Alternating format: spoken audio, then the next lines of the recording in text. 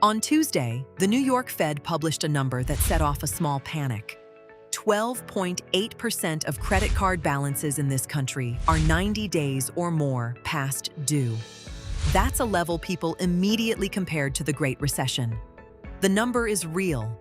But the Fed's own economists released a second document the same morning explaining why almost everyone was about to misread it. And the story underneath it is the one that actually costs you money. Start with the report itself. Total household debt in America is now $18.8 trillion.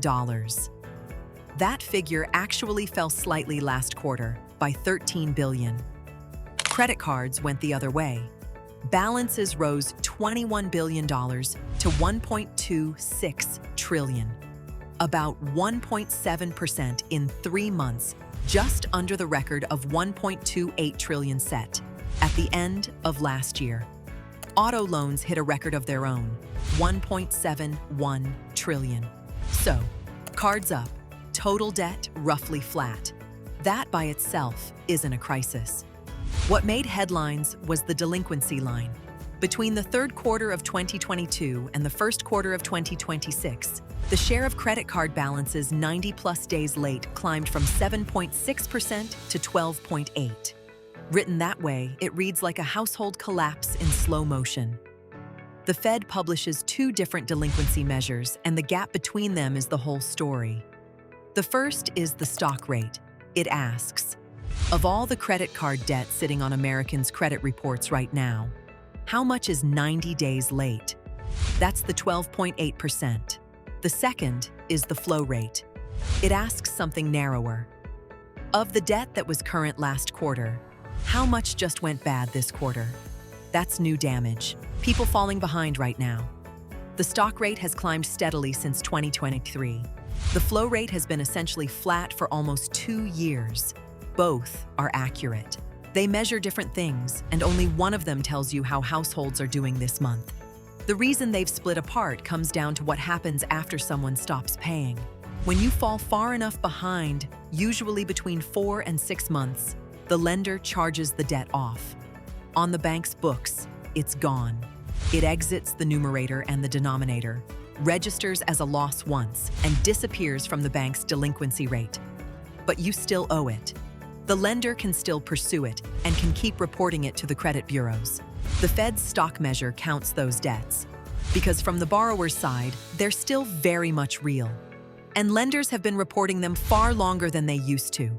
Between 2004 and 2012, about 40% of charged-off debts were still being reported a year later. By 2024, that had doubled to 80%. So the pool grows. Not because more people are newly falling behind, but because the people who already fell behind never leave the data. When the Fed strips those charged-off balances out, the stock rate falls back in line with the flow rate and with what banks themselves report. Their conclusion is that credit card delinquency is elevated, but has been largely stable since 2024. That's the fact. What follows is my read of it, not theirs. The comforting version of this is that the scary number was a statistical artifact, and things are fine. I don't think that's right either. What the correction actually shows is that American credit card debt has changed character. It isn't spiking, it's accumulating. It arrives and it doesn't leave. The Fed put a number on the people inside that pool. More than 23 million Americans are currently carrying charged-off credit card debt on their credit reports. That's not a surge of new hardship. That's a standing population, roughly the size of Florida, living with debt that already defaulted and still follows them. A sudden crisis gets attention and eventually gets addressed. A permanent one just becomes the background.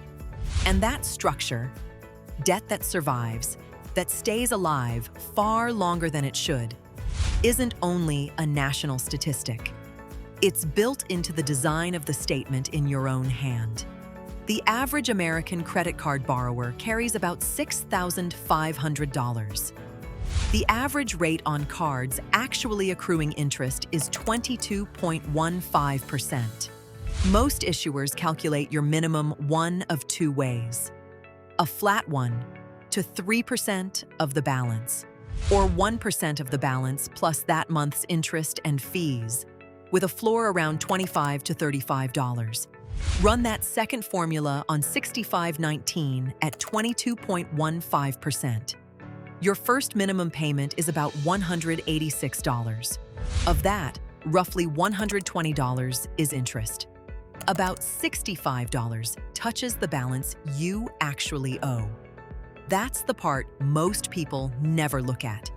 2/3 of that payment isn't paying anything off. It's rent on the money. And the minimum isn't fixed, it's a percentage. As the balance falls, the minimum falls with it. The payment shrinks at exactly the same rate your progress does. Pay only the minimum on that balance, and you're making payments for about 224 months, nearly 19 years. You'd pay roughly $10,500 in interest, more than the original balance, and hand back over $17,000 total. 19 years. On a balance most people built in a bad 18 months. Now change one thing, not the amount you can afford. One thing, take that first minimum, $186, and freeze it. Same money. You simply never let the payment shrink. The balance is gone in 58 months, just under 5 years. Total interest, about $4,090. Freezing a number you were already paying cuts 14 years off the clock and saves roughly $6,400. That's the entire difference between a percentage payment and a fixed one. And in month one, it costs nothing extra. 2 more things worth knowing. Your statement is legally required to show you a version of this. Since the Card Act, every issuer has to print how long payoff takes at minimums, and the fixed monthly payment that clears the balance in 36 months. It's already on the bill. Most people have never read that box. And once you carry a balance, you generally lose your grace period. New purchases start accruing interest immediately, and on most cards, it's only restored after you pay the full statement balance, often 2 cycles running. So the panic number was misleading, and the Fed said so itself. What it was covering is less dramatic and much harder to fix. Debt in this country increasingly doesn't get paid off and doesn't get written away. It persists for 23 million people at the national level, and for anyone paying a shrinking percentage on a statement every month. The minimum payment isn't a trick. It's an offer. It's the smallest amount that keeps your account in good standing, and the largest amount of time the lender can charge you for. You don't need more money this month to change that outcome. You need to stop letting that number move.